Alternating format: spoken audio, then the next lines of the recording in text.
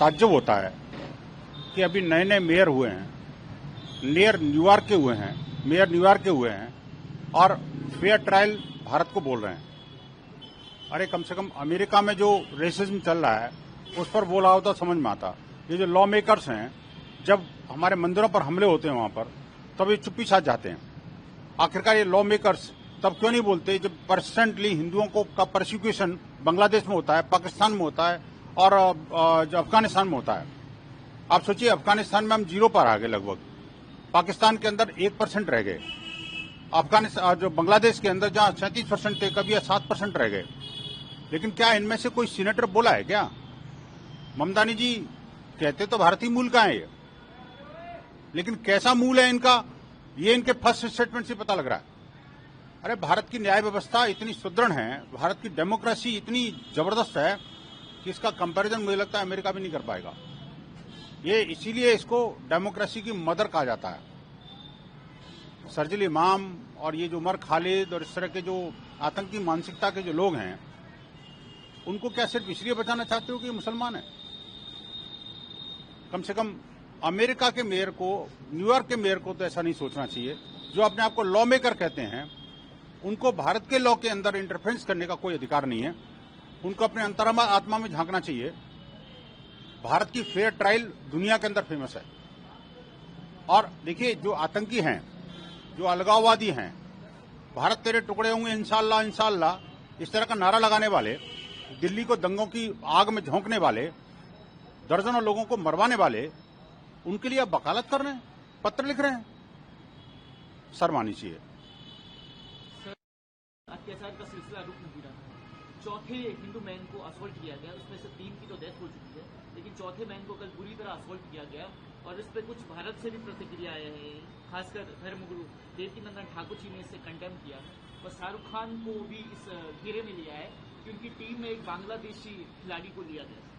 देखिए, 2 बातें बड़ी महत्व की हैं इसमें कि एक तो ये जो चौथा असॉल्ट नहीं है, बांग्लादेश परसिस्टेंट परसिक्यूशन का शिकार है वहां का हिंदू, और इन परसिस्टेंट परसिक्यूशन के बाद ये जो सुनियोजित षड्यंत्र के तहत ये हमले हो रहे हैं, ये और ज्यादा खतरनाक है।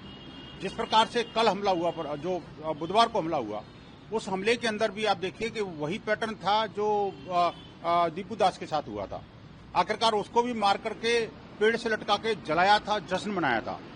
और यहां पर भी क्या हुआ, ये पूरी पूर्व नियोजित कहानी थी सारी की सारी। ये बंदा जो है अपनी दुकान से लौट रहा था, ऑटो में रोक करके उसको मारा गया, चाकुओं से गोदा गया और उसके बाद पेट्रोल छिड़क के जलाया गया और उसके बाद पौंड में फेंका गया। आप सोचिए किस एक्सट्रीम तक एक्सट्रीमिस्ट जा सकते हैं।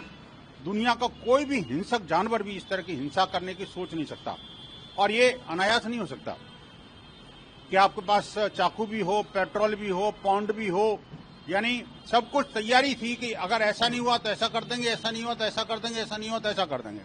और इसके बावजूद भी अभी तक पुलिस उन मामले में कहीं भी कोई असहाय नजर आती है। अब नई कहानी फैब्रिकेट कर रही होगी कि वो ऐसा था इसलिए ऐसा हो गया, ऐसा था इसलिए ऐसा हो गया। मुझे समझ में नहीं आता आखिरकार बांग्लादेश किस राह पर जा रहा है। और ये जो है, इनको अभी कम से कम इन एक्सट्रीमिज्म से तौबा करनी पड़ेगी, नहीं तो बांग्लादेश की छवि ग्लोबली इस तरह की बन रही है। मुझे समझ में नहीं आता ऐसी बीभत्स घटनाओं पर वो इंडो अमेरिकन जो इंडियन अमेरिकन जो मुस्लिम संगठन हैं और वो जो सो कॉल्ड जो लॉ मेकर हैं अमेरिका के, वो क्यों नहीं बोलते?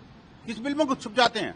वो क्यों नहीं एक अपने हाई कमीशन फॉर बांग्लादेश को लेटर लिखते, वहां जाकर धरना प्रदर्शन दें ना, अगर हिम्मत है तो।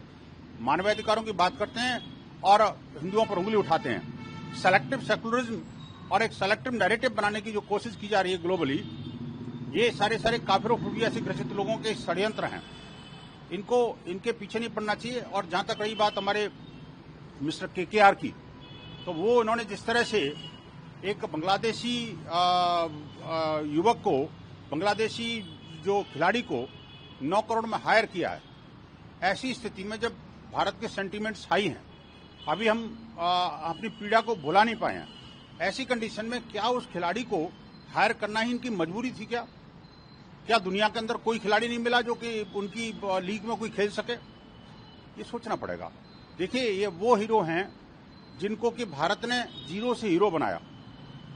अगर आप भारतीय सेंटीमेंट के साथ खेलोगे तो हीरो को जीरो बनाना भी भारत अच्छी तरह जानता है, लेकिन ऐसी सिचुएशन न क्रिएट हो।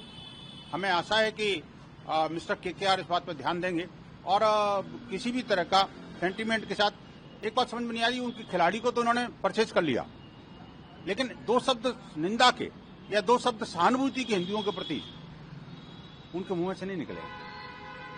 दो बातें कही, सहायता की बात अलग, कम से कम यही कह देते कि हम इसको लेंगे तो इस कंडीशन पे लेंगे, तो समझ में आता है कि हाँ, कोई भारतीय है जो दबंगई के साथ ये कह रहा है और पीड़ितों के साथ खड़ा है। इतनी पीड़ा के बावजूद भी आप उनके साथ ऐसा व्यवहार करोगे, मुझे लगता है कि इसमें थोड़ा आत्मावलोकन करने की जरूरत है, इनको इंट्रोस्पेक्ट करने की आवश्यकता है। आपके मोबाइल पर तुरंत आएगी ब्रेकिंग न्यूज, स्क्रीन पर सबसे पहले दिखेगी बड़ी खबर, देश दुनिया की हर खबर एक जगह। अब आपके मोबाइल पर तुरंत फटाफट इंस्टॉल कीजिए न्यूज नेशन ऐप और रखिए खुद को अपडेट।